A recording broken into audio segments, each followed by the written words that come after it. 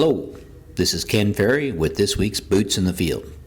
It was a pretty nice rain we received across the state here last night, anywhere from a half an inch to 7/10 for the most part, and it came slow just like we'd order it.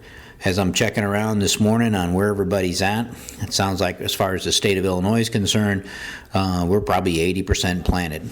Talking with some guys in the Streeter area, and they think they're about 80% planted. I would say here in McLean-DeWitt County, we're probably at the same point. Sounds like we're that way in Livingston County as well. A little bit cool out there this morning. Temperatures maybe a little bit lower than what we anticipated, but maybe we have to be thankful. Guys calling in from up in north central Iowa, and it was snowing this morning, so we don't need any of that in our cropping situation down here. But last night rain, again, it was made to order.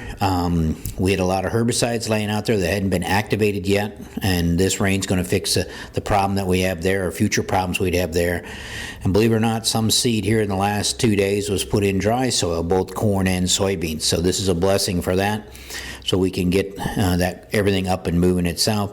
Plus the rain delay does also stagger our planting date, so we don't end up with all our eggs in one basket itself. Now, the beans that we planted here in our planting study on the 13th are now up. This brings some management decisions we need to think about. This week, Mark Freilich up in Livingston County had called in a sighting of a bean leaf beetle. Our soil testers had sightings of bean leaf beetle up in the Streeter area, which means the bean leaf beetle are out. The bean leaf beetle will travel quite a ways to find those first emerging bean fields. So next week, early beans need to be scouted to make sure that we don't have feeding. Again, if they clip the arch as it's trying to pull the cotyledons out of the ground, they won't make it out itself. So don't forget those early planted bean fields. Make sure that they're making it and getting out of the ground itself. The other thing with the early beans now up, we need to maybe keep that in mind as we finish up the bean burn downs out there.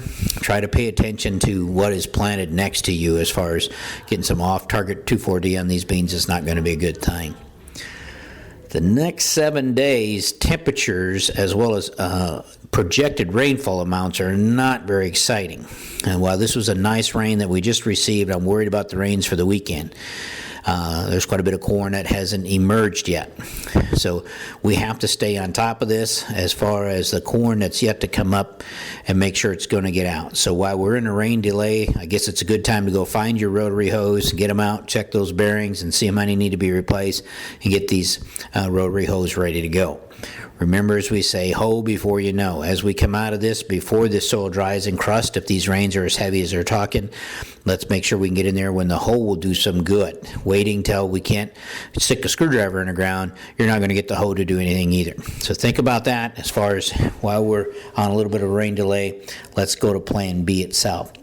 Now the corn that's up out there, it's time to start doing stand evaluations. So go out there and stretch the tape and count them off. See how uniform it's coming up. Try to make some early predictions on your ear count itself.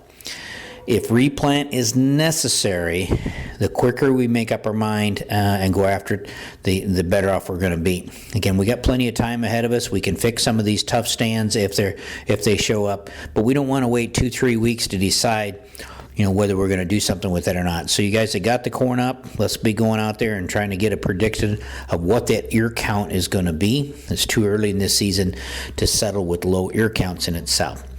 Remember, we'll talk about it next week, but at the same time, we'll probably be seeing cutworm next week out there that we'll have to deal with as well.